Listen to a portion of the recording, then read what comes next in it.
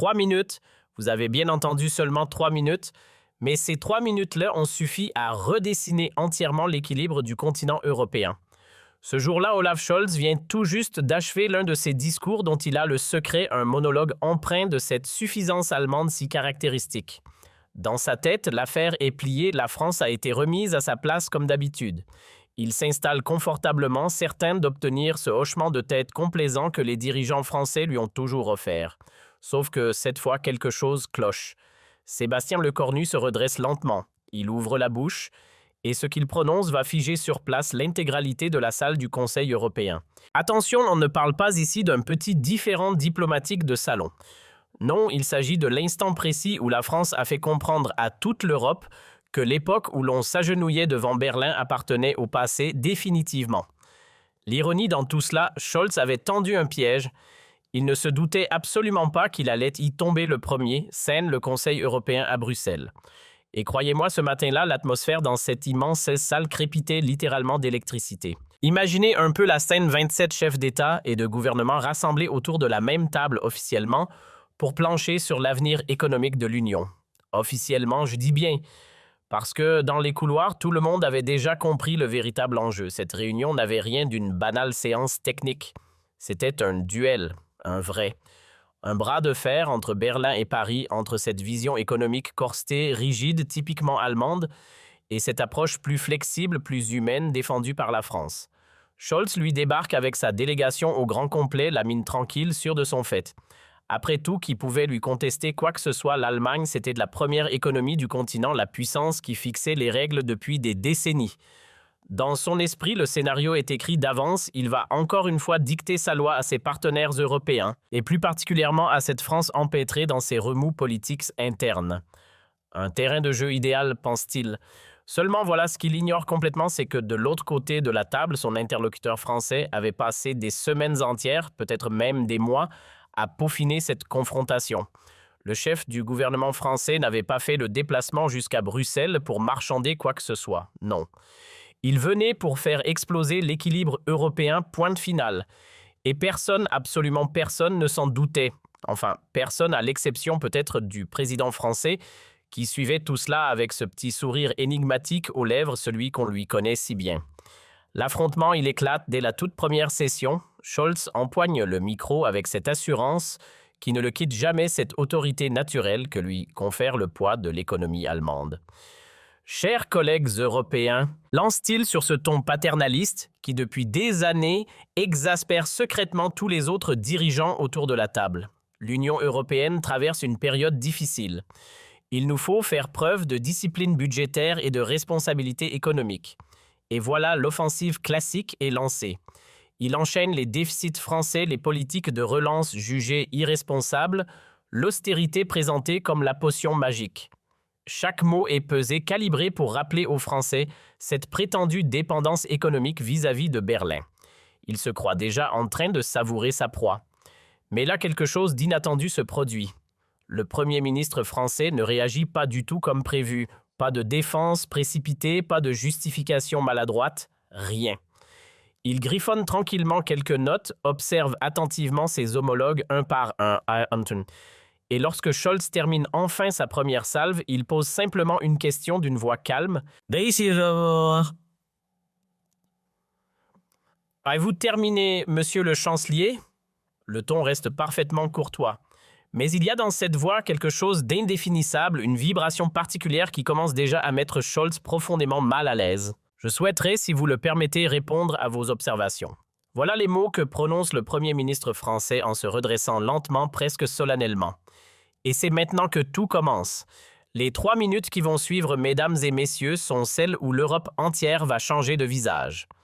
Monsieur le chancelier, enchaîne-t-il avec un calme quasi olympien impressionnant de maîtrise. Vous nous parlez de discipline budgétaire. Pardonnez-moi, mais c'est un discours particulièrement émouvant venant d'un pays qui a bâti toute sa prospérité sur le dos de ses voisins européens. Et boum, le premier coup est asséné, droit au plexus. Toute l'assistance retient sa respiration, on entendrait littéralement une mouche voler. Parce qu'il faut bien comprendre une chose, jamais, absolument jamais, personne n'ose s'adresser à l'Allemagne sur ce ton-là. Permettez-moi, puisque nous en sommes là, de vous rafraîchir la mémoire avec quelques chiffres que votre délégation semble avoir opportunément oubliés, poursuit-il, tout en sortant tranquillement un dossier de sa sacoche. Le geste est calme mais redoutablement théâtral. L'Allemagne engrange chaque année un excédent commercial de 300 milliards d'euros. 3,5 milliards. Et vous savez à qui vous devez cette richesse colossale, monsieur le chancelier, à vos partenaires européens, ceux-là même qui achètent vos produits.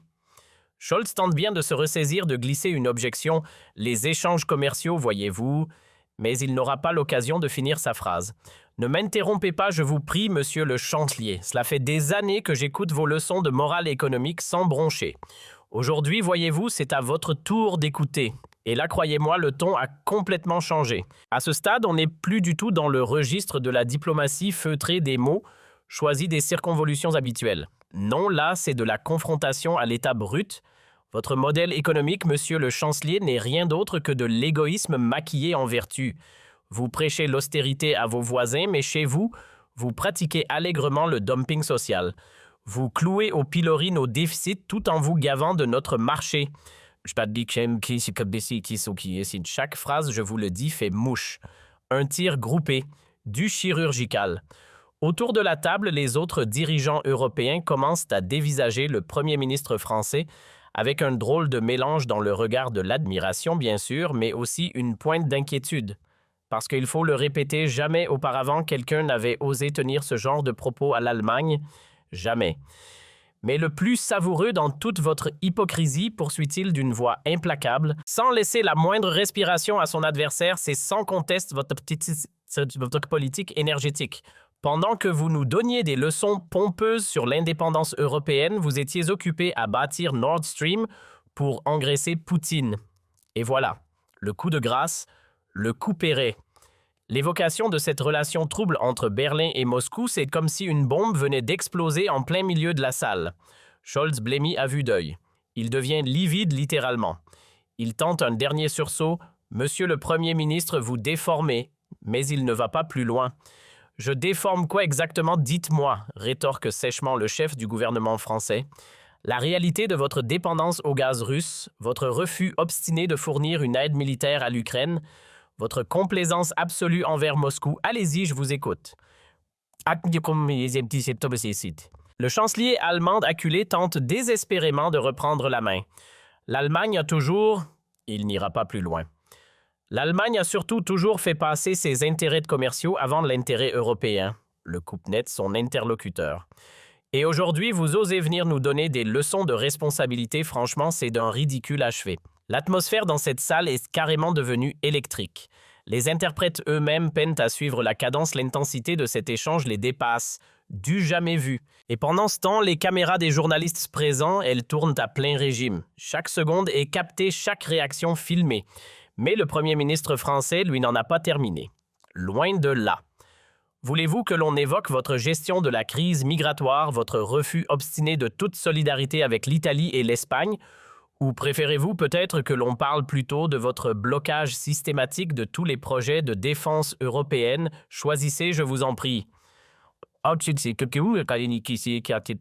Scholz tente une ultime parade. Ces accusations sont des faits vérifiables, pointe finale, tranche son adversaire en brandissant son fameux dossier. Voulez-vous que je vous cite les rapports de la Commission européenne ou bien préférez-vous que je passe la parole à nos collègues italiens et espagnols? À cet instant précis, le chef du gouvernement italien hoche la tête en signe d'approbation. Son homologue espagnol fait exactement le même geste. Et là, Scholz comprend. Il comprend qu'il est en train de perdre un par un tous ses alliés traditionnels. Monsieur le chancelier, reprend le Premier ministre français d'une voix devenue maintenant glaciale, presque tranchante. Votre problème fondamental, voyez-vous, c'est que vous confondez le leadership avec la domination. Un véritable leader inspire les autres. Vous les écrasez. Un véritable leader rassemble. Vous vous divisez. L'Assemblée européenne tout entière est tétanisée. Personne, absolument personne, n'avait jamais assisté à un tel spectacle, un dirigeant français tenant tête de cette façon-là à l'Allemagne. Scholz, qui avait pris l'habitude de dominer les débats européens grâce au seul poids de son économie, se retrouve complètement déstabilisé comme un boxeur groggy dans les cordes. La France en a assez de votre arrogance totale. poursuit-il sans lui laisser la moindre ouverture. Nous en avons assez de vos leçons permanentes, de votre condescendance, de votre égoïsme maquillé en vertu. Et ce mot « total » prononcé avec cette fermeté-là fait l'effet d'un véritable électrochoc dans toute la salle. Pour la première fois depuis des décennies, mesdames et messieurs, un dirigeant européen ose employer ce mot-là, ce terme fort en présence du chancelier allemand. Prenez la mesure de ce que cela signifie. Vous voulez nous donner des leçons d'économie? Très bien, nous sommes preneurs. Mais commencez donc par assumer vos propres responsabilités. Acceptez enfin un vrai budget européen. Financez sérieusement la transition écologique. Ouvrez vos marchés publics. Montrez l'exemple au lieu de vous contenter de prêcher depuis votre piédestal. Acculé Scholz tente une contre-attaque désespérée, une dernière cartouche. L'Allemagne contribue davantage que les autres. Mais la réplique fuse immédiate. L'Allemagne contribue en fonction de ses propres intérêts, monsieur le chancelier. Vous payez pour maintenir votre domination économique sur le continent, certainement pas par pure générosité européenne. Ne nous racontez pas d'histoire. Et là, changement de décor. Le Premier ministre français se tourne alors solennellement vers l'ensemble de l'Assemblée. Mes chers collègues européens, lance-t-il à la cantonade, regardez attentivement ce qui est en train de se passer aujourd'hui dans cette pièce. Dès que l'un d'entre nous ose critiquer Berlin ne serait-ce qu'un peu, on nous renvoie immédiatement à notre prétendue ingratitude. Mais l'Europe, laissez-moi vous le rappeler, ce n'est pas la charité allemande, c'est un projet commun, un projet d'ego. Et ce qui se produit juste après, c'est tout bonnement spectaculaire. L'ovation qui jaillit spontanément surprend même celui qui vient de prononcer ces mots. Les dirigeants des pays d'Europe de l'Est se lèvent les premiers suivis quasi immédiatement par ceux de la Méditerranée. Et même, tenez-vous bien, même certains alliés historiques de l'Allemagne applaudissent discrètement mais fermement. Scholz lui est désormais complètement isolé, totalement seul.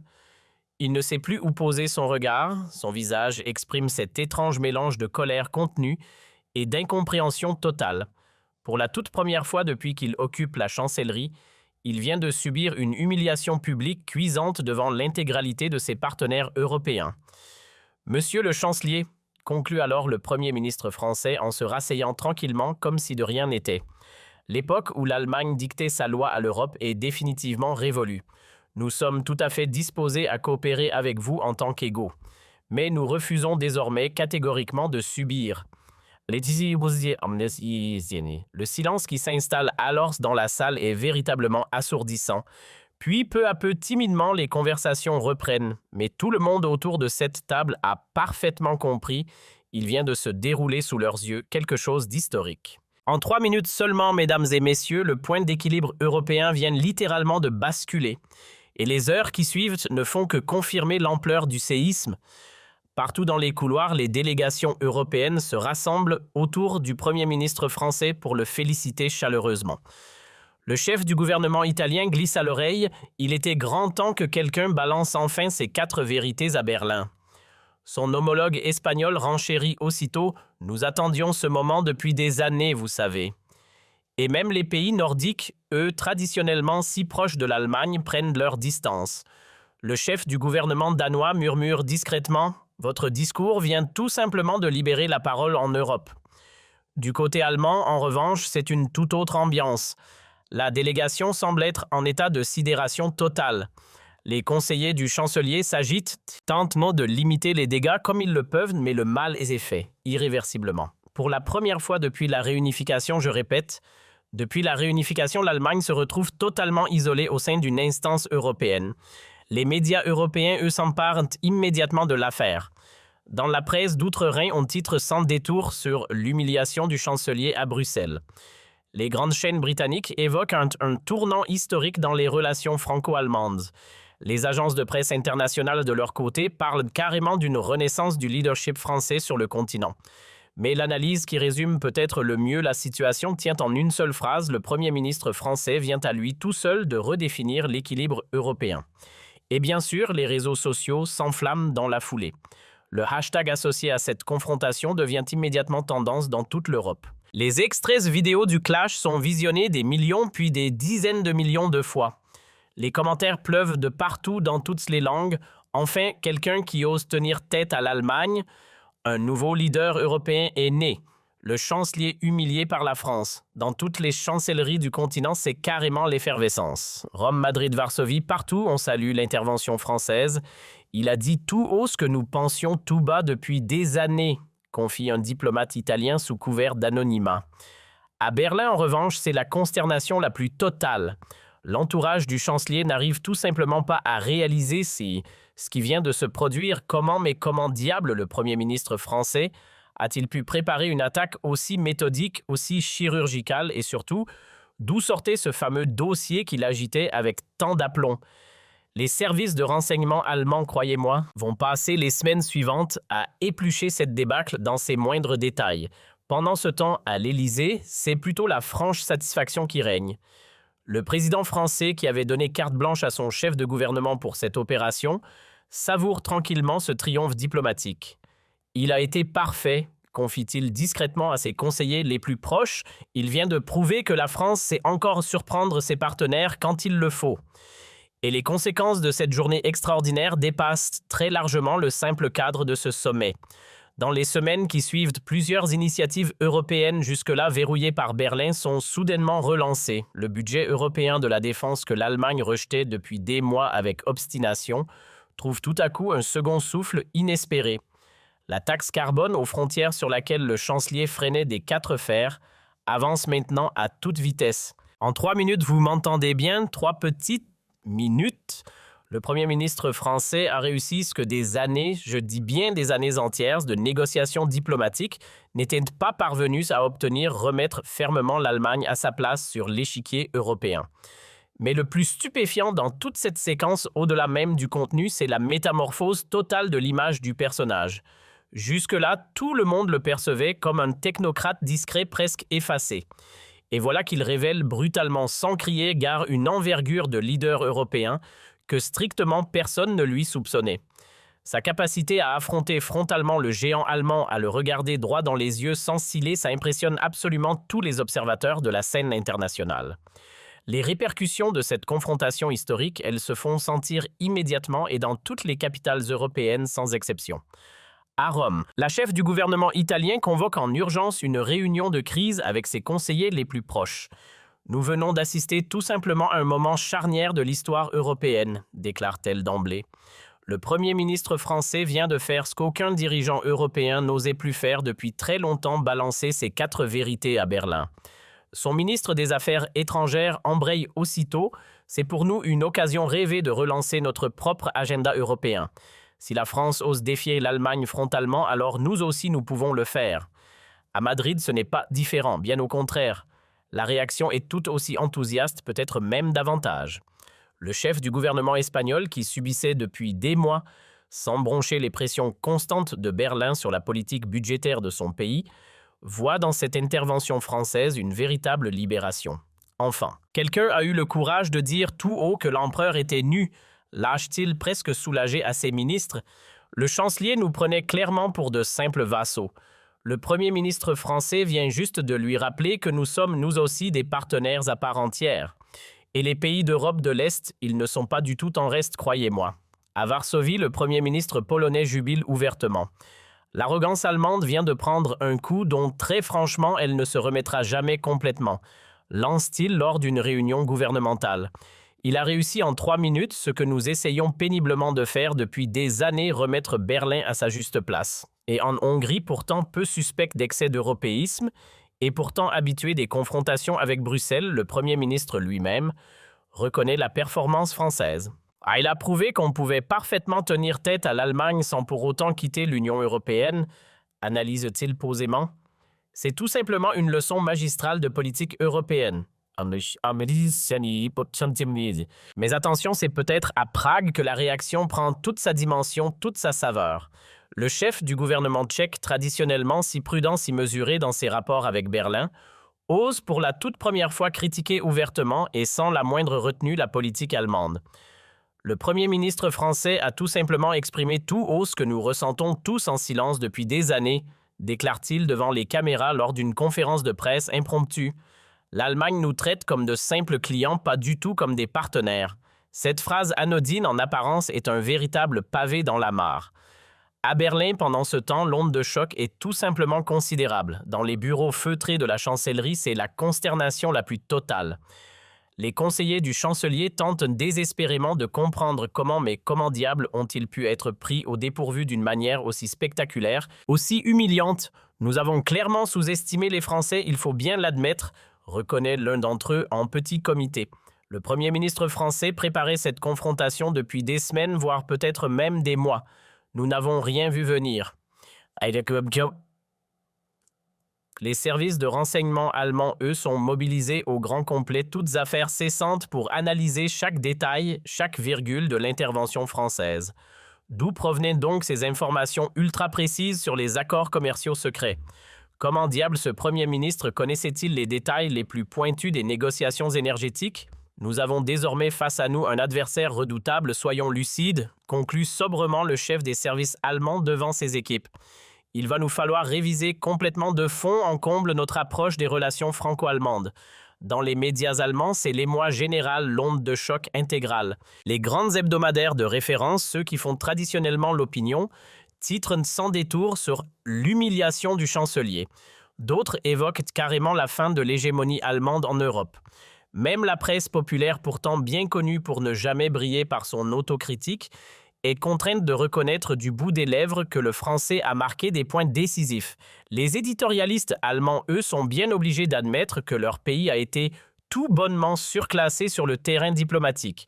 Nous avons été d'une naïveté confondante, écrit l'un d'eux dans un édito remarqué. Nous étions persuadés que notre poids économique nous conférait automatiquement tous les droits. Le Premier ministre français vient de nous rappeler avec une brutalité salutaire que la politique, ce n'est pas uniquement de l'économie. Loin de là. Mais ce qui trouble le plus Berlin, vraiment le plus, au-delà même des médias hostiles, c'est la réaction inattendue de ses alliés traditionnels. Les Pays-Bas, par exemple, pourtant habituellement aux avant-postes, pour soutenir les positions allemandes, prennent soudain leur distance. Le Premier ministre néerlandais confie en privé sous couvert d'anonymat. Le chancelier est tout simplement allé beaucoup trop loin dans son arrogance.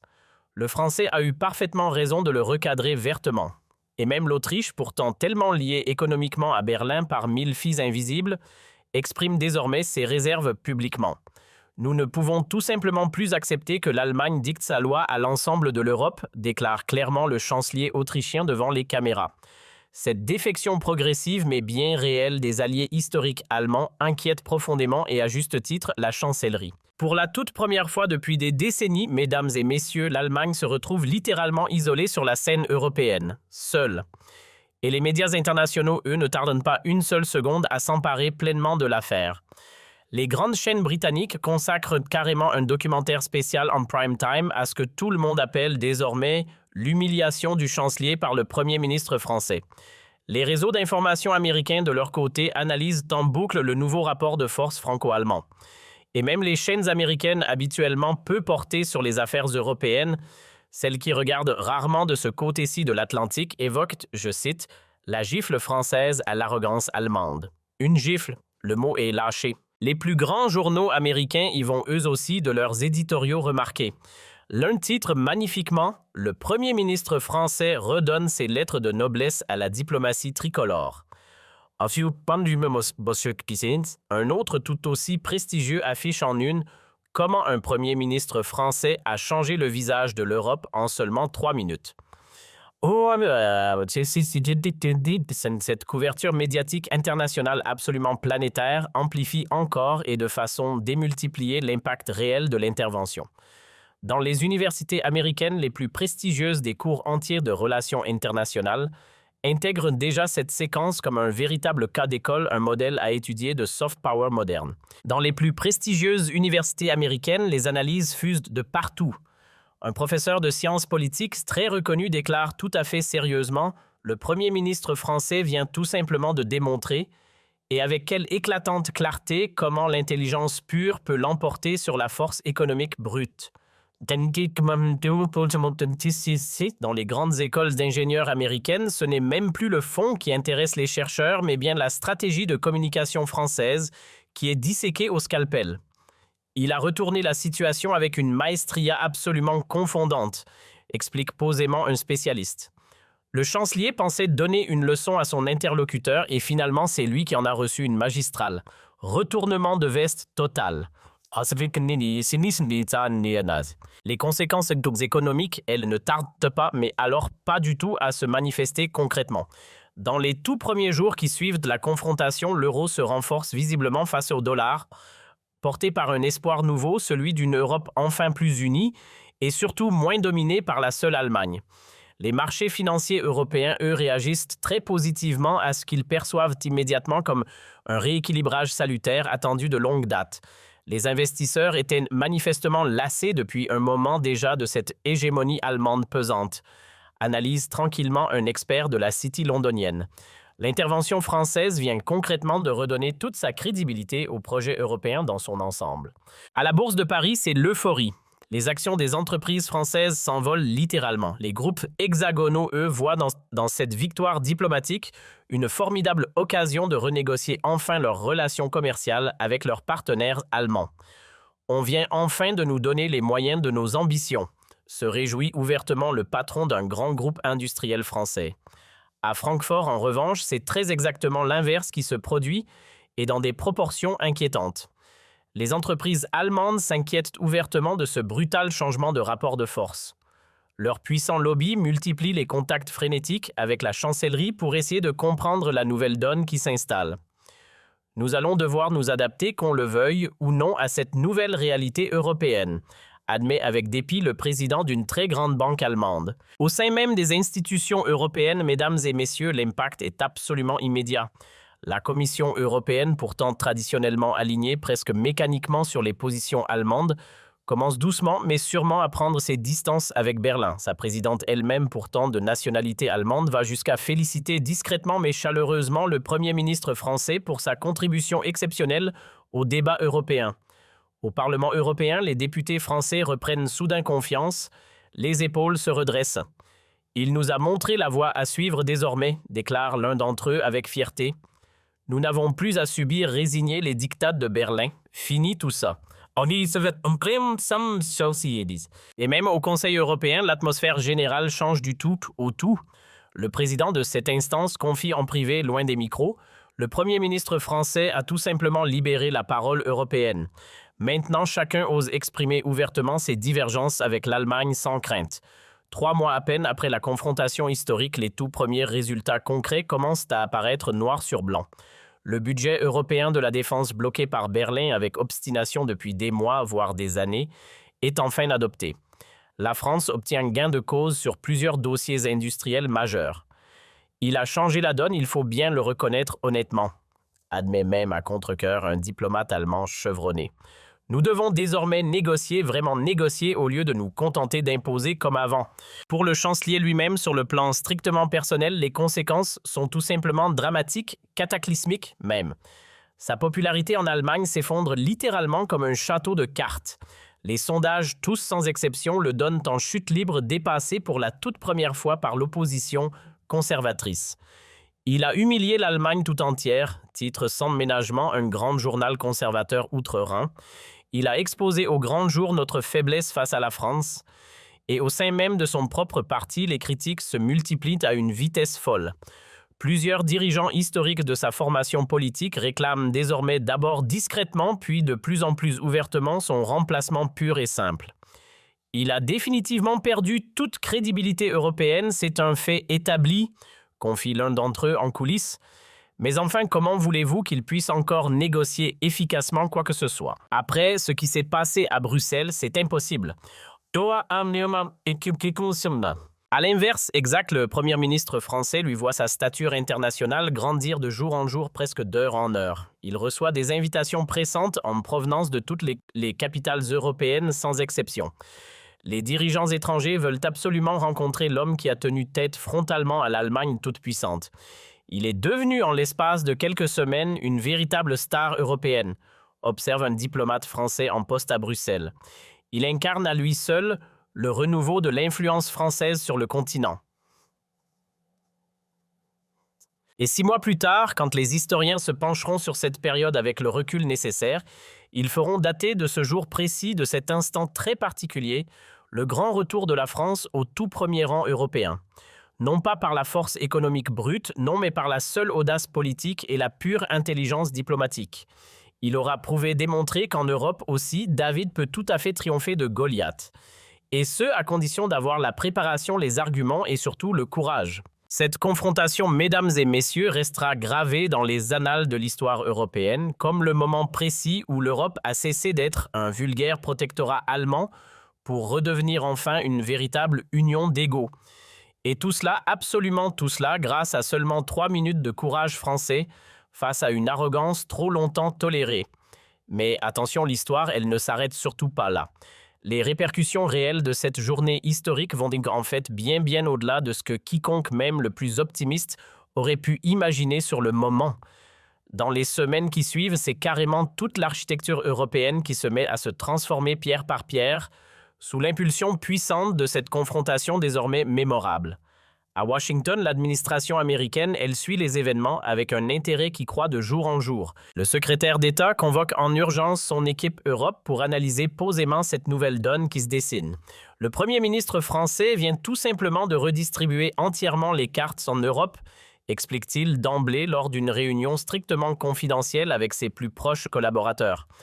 Nous avons peut-être désormais face à nous un nouvel interlocuteur européen de tout premier plan, c'est à prendre très au sérieux. Le Pentagone, de son côté, réévalue également l'ensemble de ses relations avec ses partenaires européens traditionnels. Si la France reprend véritablement du poids face à l'Allemagne, cela peut changer radicalement toutes nos stratégies de défense à long terme. Analyse lucidement un général américain de haut rang. Ce Premier ministre français semble nettement plus volontaire que son homologue allemand sur les questions militaires sensibles. Les services de renseignement américains, eux, mettant à jour en urgence toutes leurs analyses géopolitiques européennes.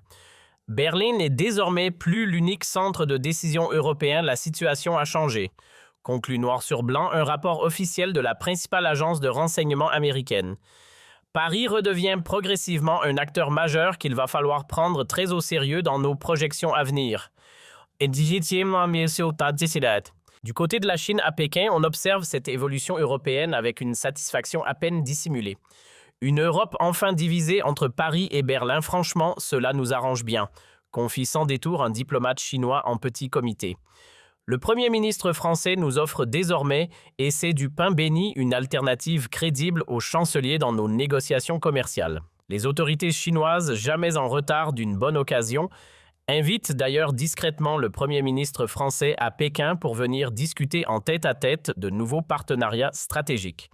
La France version Premier ministre nous semble, il faut bien l'avouer, nettement plus pragmatique que l'Allemagne actuelle, explique très officieusement un responsable haut placé du Parti communiste chinois. En Russie, c'est exactement la même attention qui est portée à la situation. Le Kremlin, lui aussi, analysait minutieusement cette nouvelle configuration européenne qui se dessine. Le Premier ministre français nous paraît nettement moins hostile que le chancelier allemand, c'est une évidence, estime froidement un conseiller proche du président russe. Sa critique frontale et publique de la politique allemande pourrait bien nous ouvrir des perspectives intéressantes. Moscou teste alors discrètement à petits pas calculés les nouvelles lignes diplomatiques françaises, espérant secrètement exploiter cette fracture franco-allemande toute fraîche à son propre avantage. Et dans les capitales africaines, croyez-le ou non, l'onde de choc européenne se fait également ressentir et de façon très nette. Si la France reprend réellement du poids en Europe, cela peut totalement changer notre relation avec l'Union européenne, c'est mathématique, analyse sobrement le président sénégalais devant son gouvernement. Les dirigeants africains pragmatiques voient ainsi dans l'ascension fulgurante du Premier ministre français une véritable opportunité en or pour renégocier avantageusement cette fois certains accords vieillissants avec l'Europe.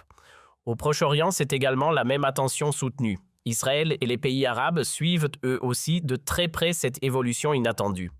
Il nous paraît franchement bien plus compréhensif que son homologue allemand sur nos préoccupations sécuritaires légitimes, confie un diplomate israélien chevronné.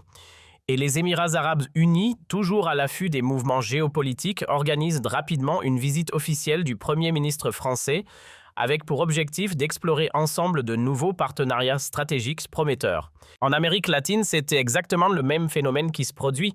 Le Brésil et l'Argentine voient eux aussi très clairement de nouvelles opportunités s'ouvrir dans cette reconfiguration européenne totalement inattendue. Paris pourrait bien devenir à moyen terme notre porte d'entrée privilégiée vers l'Europe tout entière, estime sans détour le président brésilien lors d'une conférence de presse. Le Mexique, pour sa part, va jusqu'à proposer ouvertement un sommet tripartite entre la France, le Mexique et l'Union européenne, avec un objectif clair: contourner astucieusement l'influence allemande traditionnelle devenue soudainement moins incontournable. Cette dimension internationale véritablement planétaire de la victoire française inquiète profondément Berlin, et à juste titre d'ailleurs. Les diplomates allemands en poste aux quatre coins du monde constatent impuissants que leurs interlocuteurs habituels commencent à privilégier systématiquement Paris dans leurs contacts européens courants. Nous sommes clairement en train de perdre notre monopole historique de représentation européenne, c'est indéniable, admet avec amertume un ambassadeur allemand chevronné. La chancellerie tente désespérément de limiter les dégâts en multipliant à un rythme effréné les initiatives diplomatiques en tout genre, mais l'impact bien réel de l'humiliation continue jour après jour de se faire sentir concrètement sur le terrain. Les entreprises allemandes, elles aussi, s'alarment ouvertement de cette évolution défavorable. Nos concurrents français profitent pleinement et de façon très habile de cette nouvelle image flatteuse de la France à l'étranger, s'inquiète à voix haute le patron d'un grand groupe industriel allemand lors d'une assemblée générale. Les exportateurs allemands, eux, voient avec impuissance leur part de marché se faire grignoter inexorablement par leurs rivaux français dans plusieurs régions stratégiques du monde. Et c'est loin, très loin de s'arrêter là. Dans le domaine culturel aussi, croyez-le ou non, cet effet français se fait très nettement ressentir. Les instituts français présents à l'étranger constatent partout dans le monde un véritable regain d'intérêt pour la culture française dans son ensemble. Les élites internationales manifestement veulent toutes comprendre ce nouveau leadership français qui émerge, observe un directeur d'institution culturelle française à l'étranger. À l'inverse exact, les centres culturels allemands répartis dans le monde peinent désormais à attirer les foules comme auparavant. La langue allemande perd du terrain et de façon assez spectaculaire face au français dans plusieurs universités, parmi les plus prestigieuses de la planète. Il vient tout simplement de redonner du glamour, du prestige à la France, reconnaît volontiers un professeur de relations internationales dans l'une des plus grandes universités américaines. Dans le monde économique international, les investisseurs, eux, réévaluent dans la foulée toute leur stratégie européenne. La France, dans sa version actuelle, offre enfin une alternative crédible, solide à l'Allemagne, explique posément un gestionnaire de fonds installé dans la City londonienne. Les bourses mondiales, logiquement, rééquilibrent tout leur portefeuille européen en faveur des entreprises françaises. À Hong Kong même, les traders ont d'ailleurs inventé une expression pour désigner ce phénomène, l'effet français, pour parler de cette nouvelle attractivité hexagonale qui fait tant parler sur les marchés asiatiques. Les grandes agences de notation, elles aussi, commencent à réviser leurs analyses en profondeur. La France gagne indéniablement en crédibilité politique ces derniers temps, admettent-elles. L'une des plus importantes améliore ainsi la perspective française, tout en dégradant très légèrement mais symboliquement celle de l'Allemagne. Le chancelier a clairement perdu une partie importante de son autorité internationale, justifie sobrement l'agence dans son rapport officiel. Tout juste un an après cette confrontation devenue historique, le bilan, mesdames et messieurs, est tout simplement saisissant, époustouflant. Le Premier ministre français a réussi l'exploit de repositionner durablement la France comme une puissance européenne désormais totalement incontournable. Son influence dépasse maintenant très largement les frontières de l'Hexagone pour rayonner pleinement sur la scène mondiale. Il a réussi cette prouesse rare, transformer un simple moment de tension passagère en véritable opportunité stratégique de long terme, analyse posément un diplomate français en poste aux Nations Unies. À l'Élysée, le président français savoure en silence cette transformation spectaculaire. Il a fait davantage pour l'image de la France en 3 minutes qu'on en avait fait en 3 années complètes de diplomatie traditionnelle, confie-t-il en petit comité à ses conseillers les plus proches. Le président envisage même sérieusement dans les mois à venir de le proposer pour de très hautes fonctions internationales. Pour le chancelier, en revanche, la descente aux enfers se poursuit et elle semble sans fin. Ses homologues européens, depuis le fameux incident de Bruxelles, ne le prennent plus du tout au sérieux. Il a perdu toute crédibilité, absolument toute, chuchote à qui veut l'entendre un diplomate nordique. Le chancelier multiplie désespérément les initiatives pour tenter de redorer son blason terni, mais sans aucun succès véritable. Sa popularité en Allemagne continue de chuter inexorablement semaine après semaine. Les sondages le donnent maintenant très loin derrière l'opposition conservatrice. Il a humilié l'Allemagne face à la France, c'est indéfendable. Titre sans détour un éditorial d'un grand quotidien national. Il doit partir et vite. Au sein même de son propre parti politique, les voix critiques se multiplient à une vitesse folle comme un incendie. Plusieurs ténors historiques de sa formation réclament maintenant publiquement et sans la moindre retenue un changement complet de leadership. Il ne peut tout simplement plus représenter l'Allemagne avec autorité sur la scène internationale, c'est devenu impossible, estime froidement l'un d'entre eux. Une motion de défiance interne commence même en douce à circuler dans les couloirs du parti. Les grandes entreprises allemandes de leur côté font également pression et très fort pour obtenir un changement immédiat. Il nous fait perdre des marchés entiers à l'étranger, proteste publiquement le président de la puissante fédération de l'industrie allemande. Ces erreurs diplomatiques en cascade nous coûtent des milliards d'euros. Nous ne pouvons plus nous le permettre. L'isolement du chancelier devient si patent, si criant désormais que même ses alliés historiques finissent par l'abandonner purement et simplement. Les Pays-Bas, l'Autriche, le Danemark, tous sans exception, prennent définitivement leur distance avec Berlin. Nous ne pouvons tout simplement plus nous permettre, c'est devenu risqué d'être publiquement associé à cette image durable de faiblesse, explique sans détour un ministre néerlandais à la presse. Cette débâcle allemande profite directement et massivement au Premier ministre français, qui devient en quelques mois seulement la nouvelle coqueluche européenne. Il reçoit des invitations enthousiastes de toutes les capitales sans exception, participe à absolument tous les forums internationaux qui comptent, et surtout, il inspire une toute nouvelle génération de dirigeants européens. Il incarne parfaitement le renouveau tant attendu de l'Europe, déclare publiquement le chef du gouvernement italien lors d'une rencontre officielle. Au final, mesdames et messieurs, cette confrontation de 3 minutes, oui seulement 3 minutes, aura véritablement changé la face de l'Europe tout entière. Il aura démontré avec brio qu'avec de l'audace, du courage et surtout beaucoup d'intelligence, on peut parfaitement renverser des équilibres établis depuis des décennies. Le chancelier lui aura appris à ses dépens et douloureusement qu'en politique internationale, l'arrogance finit toujours tôt ou tard par se retourner contre ceux qui la pratiquent sans retenue. 2 ans entiers après cette journée historique, les conséquences continuent de se déployer et avec quelle ampleur à travers le monde entier.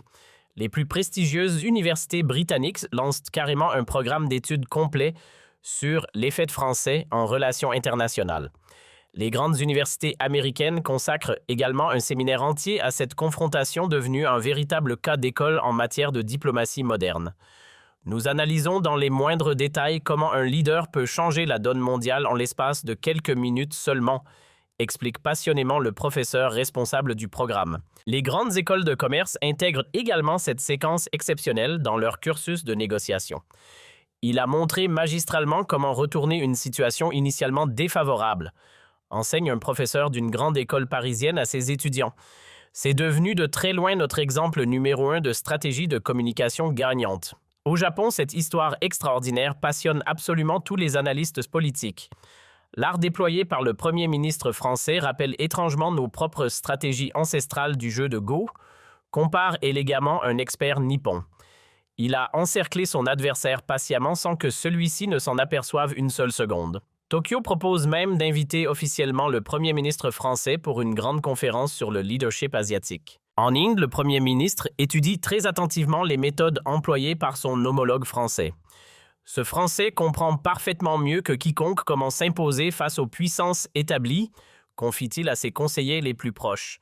La capitale indienne organise alors un sommet bilatéral pour explorer en profondeur cette nouvelle relation privilégiée contournant au passage et de façon délibérée Berlin. L'Australie, elle aussi, manifeste ouvertement son vif intérêt pour ce nouveau style politique français qui fait tant parler. Il nous offre enfin une véritable alternative européenne à la traditionnelle Allemagne, estime sans ambiguïté le Premier ministre australien lors d'une déclaration officielle. Canberra va jusqu'à signer dans la foulée plusieurs accords de coopération très importants directement avec Paris, négligeant sciemment et pour la première fois les canaux allemands traditionnellement empruntés. En Corée du Sud, à Séoul, on voit également dans l'ascension rapide du Premier ministre français une magnifique opportunité pour diversifier enfin ses partenariats européens. La France, dans sa version actuelle, nous comprend tellement mieux que l'Allemagne d'aujourd'hui, analyse sobrement un ministre sud-coréen de premier plan. Un vaste partenariat technologique franco-coréen est alors signé en grande pompe, excluant très explicitement cette fois les entreprises allemandes du deal. Le message est limpide. Et même en Nouvelle-Zélande, oui, jusqu'en Nouvelle-Zélande, l'écho éclatant de la victoire française se fait clairement entendre. La capitale néo-zélandaise propose carrément une alliance pacifique incluant solennellement la France mais excluant volontairement l'Allemagne. Il incarne exactement le dynamisme et l'audace dont nous avons absolument besoin dans la région, justifie publiquement le premier ministre néo-zélandais. Dans le monde arabe également, les réactions sont toutes, sans exception, favorables à la France. L'Arabie saoudite, grande puissance régionale, invite solennellement le premier ministre français pour venir discuter d'une coopération énergétique privilégiée de long terme. Riyad préfère très nettement désormais traiter directement avec Paris plutôt qu'avec Berlin, révèle sans détour un diplomate saoudien bien informé. Les Émirats arabes unis vont même encore plus loin dans la démarche en proposant carrément un partenariat stratégique bilatéral franco-émirati qui marginalise délibérément et sans complexe aucun l'Allemagne du jeu. Il comprend parfaitement intuitivement nos enjeux régionaux complexes, explique simplement un ministre émirati en souriant. Le Qatar enfin organise également de son côté un grand forum économique franco-qatari snobant ostensiblement devant caméras et journalistes du monde entier, les entreprises allemandes désormais reléguées au second plan. En Afrique subsaharienne, croyez-le bien, l'effet français se multiplie littéralement et dans des proportions spectaculaires. Le Ghana propose d'emblée un accord commercial préférentiel avec la France. Le Kenya lui invite officiellement le Premier ministre français pour venir inaugurer en personne de nouveaux et ambitieux projets d'infrastructure. Paris redevient pour nous incontestablement notre partenaire privilégié au sein de l'Europe, déclare le président kényan devant la presse. Et même l'Afrique du Sud, traditionnellement si neutre dans les affaires européennes, penche désormais très clairement vers la France. Il nous inspire une confiance solide durable, confie l'un des plus hauts dirigeants sud-africains en petit comité. Le Botswana et le Rwanda suivent immédiatement cette tendance nouvelle, en signant eux aussi dans la foulée plusieurs accords bilatéraux importants directement avec la capitale française. Dans les grandes organisations internationales également, cette nouvelle influence française se fait très concrètement sentir. Aux Nations Unies, le Premier ministre français rassemble habilement une coalition inattendue de pays émergents autour des propositions françaises. Il fédère bien mieux et plus naturellement que son homologue allemand, observe sobrement un ambassadeur africain présent à New York. L'Agence culturelle des Nations Unies élit même un candidat français à sa tête, battant au passage le candidat allemand qui était pourtant donné grand favori. Au Fonds monétaire international, la France gagne sensiblement en influence tandis que l'Allemagne, elle en perd dans les mêmes proportions. L'image de leadership que véhicule le Premier ministre rejaillit positivement sur absolument toutes les institutions où la France est représentée, analyse posément un économiste de Washington. La Banque mondiale, à son tour, révise ses partenariats européens en faveur évidente de Paris. Même l'Organisation mondiale du commerce privilégie désormais systématiquement les propositions françaises par rapport aux initiatives allemandes. Il a rendu à la France une vraie crédibilité internationale, cela ne se discute plus, reconnaît volontiers le directeur général de cette institution. Dans le domaine culturel, cette influence grandissante se traduit par un regain d'intérêt mondial absolument phénoménal pour tout ce qui est français. Les grandes universités américaines voient leurs cours de français se remplir à une vitesse impressionnante. Les étudiants veulent tous maintenant comprendre en détail le phénomène, explique un professeur d'une prestigieuse université new-yorkaise. Les écoles de commerce européennes recrutent massivement des intervenants français pour leur cursus. Le français regagne sensiblement du terrain face à l'allemand dans tous les programmes internationaux. Il a rendu tout simplement le français sexy à nouveau, résume avec humour un linguiste d'une célèbre université britannique. Les grands studios hollywoodiens s'intéressent même de très près à toute cette histoire extraordinaire pour en tirer un film. Cette confrontation a réellement tous les ingrédients d'un excellent thriller politique, estime enthousiaste un grand producteur américain. Une grande plateforme de streaming développe déjà à toute vitesse une série originale sur l'ascension fulgurante du Premier ministre français. Dans l'univers de la mode également, Paris retrouve enfin son statut longtemps disputé de capitale mondiale incontestée. Les créateurs français sont désormais invités partout dans le monde arrachés à prix d'or. Il a redonné du prestige du souffle à la France, explique simplement un directeur d'une grande maison de mode parisienne. Milan et Berlin perdent nettement du terrain face à cette renaissance parisienne éclatante. La gastronomie française, elle aussi, connaît un renouveau international spectaculaire. Les restaurants français s'ouvrent massivement un peu partout à l'étranger avec des files d'attente impressionnantes. L'effet dont on parle booste absolument tout ce qui est français sans exception, observe un chef étoilé reconnu. Les vins français, quant à eux, battent record sur record à l'exportation, profitant pleinement de cette nouvelle image de la France à travers le monde. Dans le monde du sport également, mesdames et messieurs, la France attire désormais de grands événements internationaux comme jamais auparavant. Paris obtient coup sur coup l'organisation de plusieurs compétitions mondiales majeures. Le dynamisme français actuel séduit énormément les instances sportives internationales, explique volontiers un haut responsable du mouvement olympique. Et même la plus grande course cycliste française étend progressivement son influence internationale comme inspirée par ce renouveau français généralisé qui souffle sur tous les secteurs. Pendant ce temps-là, de l'autre côté du Rhin, l'Allemagne, elle continue inexorablement sa chute vertigineuse. Le chancelier finit par annoncer officiellement sa démission, incapable au fond de surmonter l'humiliation brûlante de Bruxelles. Je ne peux tout simplement plus servir efficacement l'Allemagne après ce qui s'est malheureusement passé, déclare-t-il amèrement, la voix nouée devant les caméras. Son successeur, qui hérite d'une situation difficile, devra reconstruire pierre par pierre l'image écornée de l'Allemagne en Europe et dans le monde entier. Il nous a appris à nos dépens qu'il ne suffit plus d'être simplement riche pour être respecté, admet humblement le nouveau chancelier dès son premier discours.